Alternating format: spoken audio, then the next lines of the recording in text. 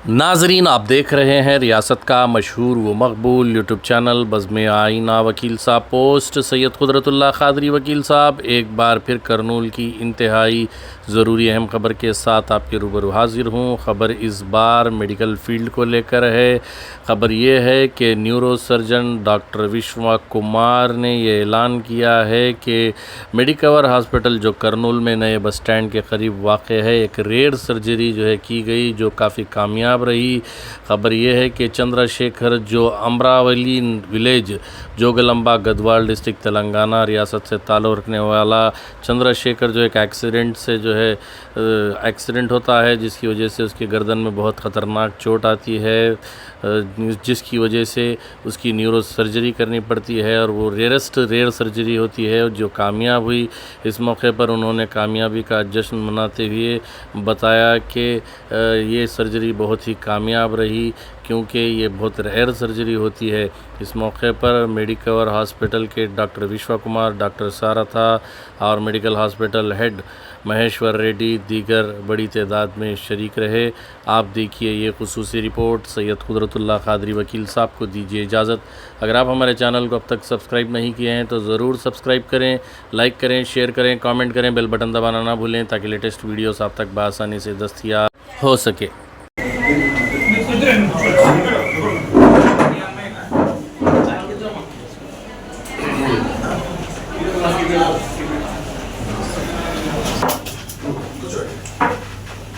Yeah, next to Dr. Karni.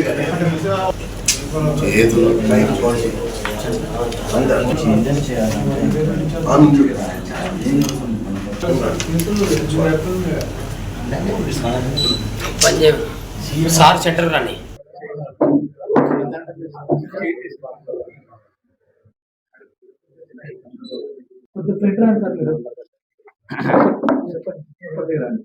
Okay.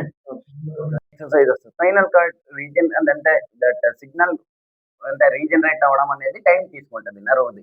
It's only minimal.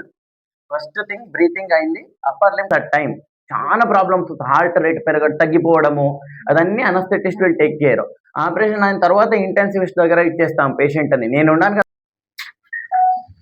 ఒక నిమిషం good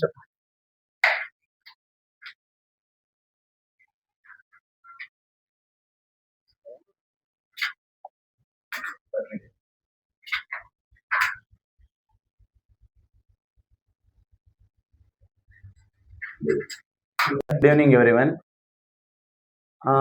ఈరోజు మనము ప్రెస్ మీట్ దేనికోసం చేస్తున్నామంటే, one of the rarest thing in medical ఇట్లా ఒక మిరాకల్ లాగా జరిగింది అన్నట్టు. సో ఈ పిల్లోడు ఏమంటే 10 days ముందే అప్పుడు యాక్సిడెంట్ అయింది. యాక్సిడెంట్ అయినప్పుడు ఏమైందంటే మెడ దగ్గర స్పైన్ అంటారు కదా, మెడ దాని బోన్ ఇరిగిపోయి స్పైనల్ కార్డ్ అనేది దెబ్బ తగిలింది. సో స్పైనల్ కార్డ్ ఇంజురీస్కి ఎంత డ్యామేజ్ అయినప్పుడు ఏమవుతుందంటే చేతుల కాలు పడిపోతుంది.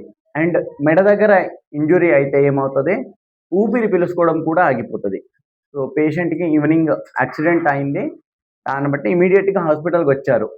సో వచ్చిన తర్వాత మనం ఇమీడియట్గా స్కానింగ్ చేసి ఇవాల్యుయేట్ చేసి ఆపరేషన్కి తీసుకున్నాం in the mid night. So operation ఏం చేస్తామంటే, ఈ స్పైన్ బోన్ అనేది ఇట్లా కదిలి ముందుకు పోయింది. సో అట్లా అయినప్పుడు దాని లోపల ఉన్న కార్డ్కి డ్యామేజ్ అయి ఉంటుంది. సో కార్డ్ డ్యామేజ్ మనకేం చేయలేము, కానీ అట్లీస్ట్ ఆ బోన్ని మనం ఎంత ఫాస్ట్గా తీసుకొచ్చేసి నార్మల్ పొజిషన్గా పెడతామో ఈ స్పైనల్ కార్డ్ రికవరీ అనేది అంత ఫాస్ట్గా అవుతుంది. సో మనం ఆపరేషన్ మిడ్ నైట్లో చేసేసినాము. దాని తర్వాత పేషెంట్ వెంటిలేటర్లో పెట్టాము. వెంటిలేటర్లో ఎందుకు పెడతామంటే పేషెంట్ ఊపిరి కూడా ఆగిపోయి ఉంటుంది ఆ టైంలో. సో దాని తర్వాత మనం మెడిసిన్స్ ఇస్తాము, స్టిరాయిడ్స్ ఇస్తాము. సో దాని తర్వాత పేషెంట్కి ఫిజియోథెరపీ స్టార్ట్ చేస్తాం. ఊపిరి ఎట్లా అనేది తెలుసుకోవడానికి మెషిన్ నుంచి చిన్నగా ఆపేసుకుంటూ వస్తాం. This takes days together. వారం పడింది ఆల్మోస్ట్ స్లోగా బయటకు తీసేసుకొని ఆయన వెంటిలేటర్ నుంచి తీసేసి, సో దెన్ రెస్పిరేటరీ ఎక్సర్సైజెస్ అన్నీ చేసేసి ఈరోజు పేషెంట్ బతికినాడు. ఆయన ఊపిరి ఆయన breathing without any support room air మీదే మెయింటైన్ అవుతున్నాడు. That is the greatest thing to achieve in spinal cord injuries. నేను దీనికి ఏం హైలైట్ చేయడానికి చెప్తున్నానంటే కొన్ని థింగ్స్ ఉంటాయి.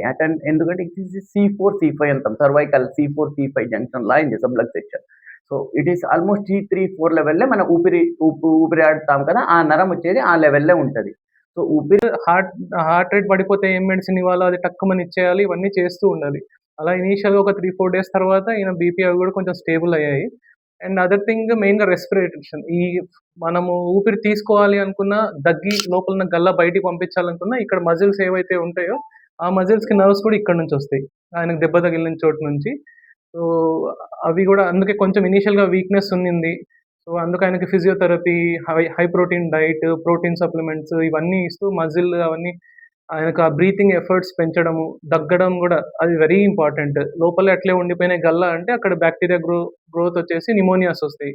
సో, అవన్నీ రెగ్యులర్‌గా చేసి ఫైనల్లీ హి ఈస్ గుడ్. మధ్యలో ఆక్సిజన్ లెవెల్‌కెళ్ళాడు. వీళ్ళలో ఏంటంటే కొంచెము సివియారిటీ పెరిగింది అంటే ట్రెకియోస్టమీ చేసేయాలి. ఇక్కడ నుంచి హోల్ పెట్టేసి అలా పెట్టేసేయాలన్నమాట వాళ్ళకి. సో, మా ప్రైమరీ ఇంటెన్షన్ ఏంటి అంటే హార్ట్ బీట్ సడెన్‌గా అయిపోయి కార్డియాక్ అరెస్ట్ అది అయ్యి చనిపోకూడదు పేషెంట్. సో, అది మేము సక్సీడ్ అయ్యాము. ఇంకొకటి నెక్స్ట్ లెవెల్ ఏంటి అంటే ఆయన ట్రెకియోస్టమీకి వెళ్ళకూడదు. సో, దానికి మెయిన్ ఏంటి అంటే ఆయన బ్రీతింగ్ ప్యాటర్న్ మారాలి, తీసుకోవాలి, దగ్గాలి బాగా.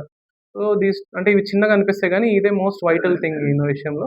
ఫైనల్లీ అనుకున్నట్టుగా ఆయన ట్రెకియోస్టమీ వైపు పోకుండా ఇప్పుడు ఏ సపోర్ట్స్ లేకుండా మెయింటైన్ చేసే స్టేజ్‌కొచ్చారు. ఇప్పుడు వైటల్స్ అన్నీ గూడా స్టేబుల్‌గా ఉన్నాయి తనవి. శరత్ అండి. డాక్టర్ శరత్. నా పేరు బోయ చంద్రశేఖర్. జోగులాంబ గద్వాల్ డిస్ట్రిక్ట్ అమరవాయి గ్రామం. నాకు యాక్సిడెంట్ అయినప్పుడు ఎమ్మన్నే ఇక్కడ హాస్పిటల్‌కి వచ్చినాము. సార్ మంచిగా ధైర్యం చెప్పి ఆపరేషన్ చేసిండు.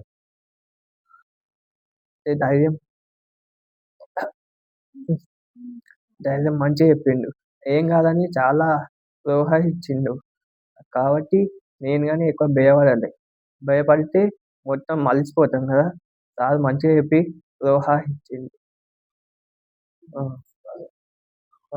ఇలాంటి కేసు